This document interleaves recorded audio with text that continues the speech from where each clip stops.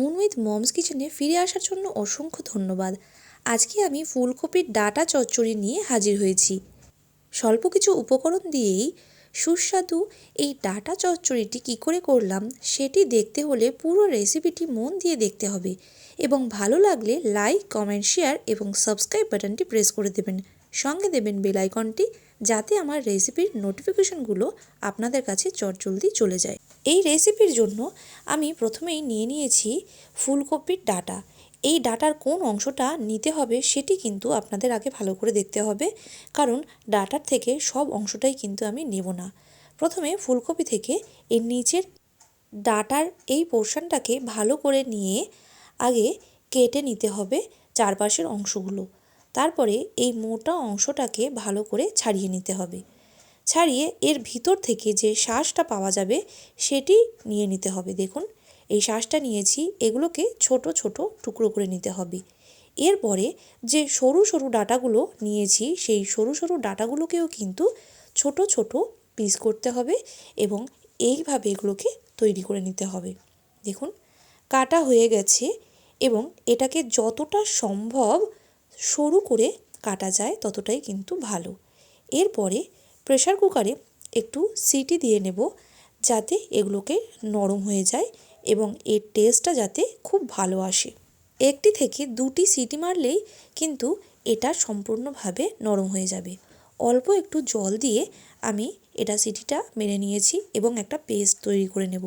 এর জন্য নিয়েছি জিরে, আদা ও কাঁচা লঙ্কা। আপনারা আপনাদের পরিমাণ মতন এখানে এটি ব্যবহার করবেন। অল্প একটু জল দিয়ে এটা একটা স্মুথ পেস্ট তৈরি করে নিয়েছি। দেখুন কতটা সুন্দর এটা পেস্টটা হয়েছে। এরপরে কিছু নিয়ে নিয়েছি সবজি। নেওয়া হয়েছে কুমড়ো, এদিকে নেওয়া হয়েছে আলু, আর এদিকে নেওয়া হয়েছে বেগুন। এই সমস্ত উপকরণগুলোকেই কিন্তু আমি চৌকো চৌকো করে সুন্দর করে কেটে নিয়েছি। দেখুন, প্রেসারে সিটি দেওয়া হয়ে গেছে।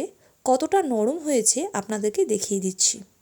সম্পূর্ণ যাতে না গলে যায় সেটার চেষ্টা করবেন, যাতে এটা এই রকমভাবেই গলে সেটা কিন্তু খেয়াল রাখবেন।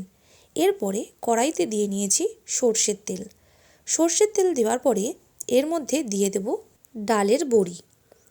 দেখুন বন্ধুরা, আপনারা ঠিক যতটা বড়ি খেতে পছন্দ করেন ততটাই কিন্তু দেবেন। অল্প একটু তেল গরম হতেই আমি দিয়ে দিয়েছি বড়িগুলো এবং এগুলোকে লাল লাল করে একেবারে সুন্দর করে ভেজে তুলে রাখতে হবে, যাতে এগুলোর টেস্টটা পরে যখন তরকারিতে দেওয়া হয় তখন দুর্দান্ত খেতে লাগে। দেখুন বন্ধুরা, খুব সুন্দর করে লাল লাল করে ভাজা হয়ে গেছে। এরপরে আমি চলে যাব পরের স্টেপের দিকে। এর জন্য কড়াইতে যে তেলটা ছিল সেই তেলের মধ্যে আবারও একটু সর্ষের তেল মিশিয়ে দেওয়া হলো এবং এর মধ্যে দিয়ে দেওয়া হলো পরিমাণ মতন 5 ফোড়ন। দেওয়া হলো কেটে রাখা আলুগুলো। আলুটাকে লাল লাল করে ভেজে নিতে হবে এই পর্বে। আলুগুলো একটু ভাজা হয়ে গেলে দিয়ে দেব কুমড়োগুলো। কুমড়োটাকেও ভালো করে ভেজে নিতে হবে।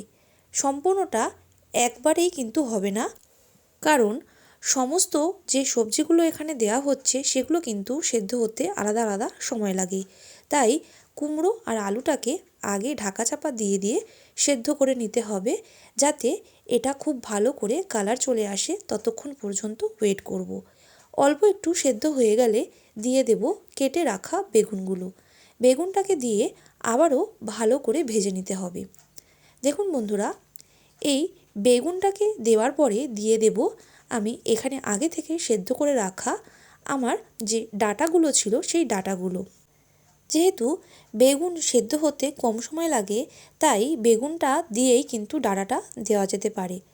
এরপরে দিয়ে দিলাম পরিমাণ মতন হলুদ গুঁড়ো, স্বাদ অনুযায়ী লবণ এবং আগে থেকে বেটে রাখা যে পেস্টটা আমি তৈরি করে রেখেছিলাম সেই পেস্টটা।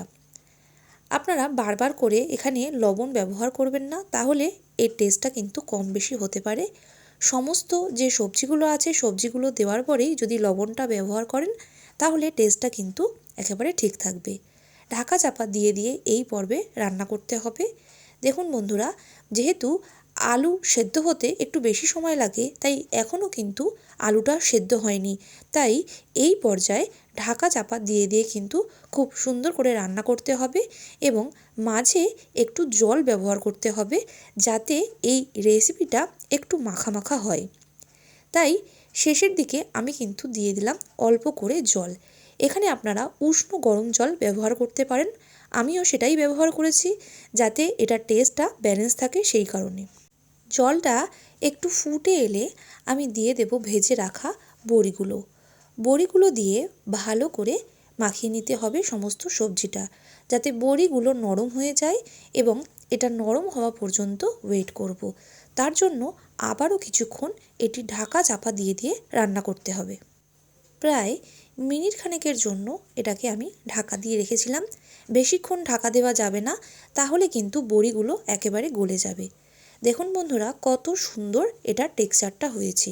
একেবারে শেষে আমি অল্প করে চিনি দিয়েছি, যাতে এটা খুব সুন্দর টেস্টি খেতে হয়।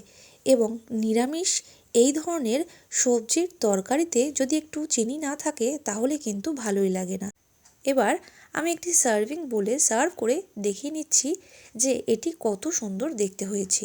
বড়িগুলো জাস্ট অসাধারণ দেখতে হয়েছে, এবং এর যে ডাঁটার যে ফ্লেভারটা রয়েছে সেই ফ্লেভারটাও কিন্তু অসম্ভব সুন্দর হয়েছে। গরম ভাতে নিরামিষ দিনে যদি আপনারা এই ধরনের ফেলে দেওয়া উপকরণ দিয়ে রেসিপি করে নিতে চান, তাহলে আর দেরি কিসের।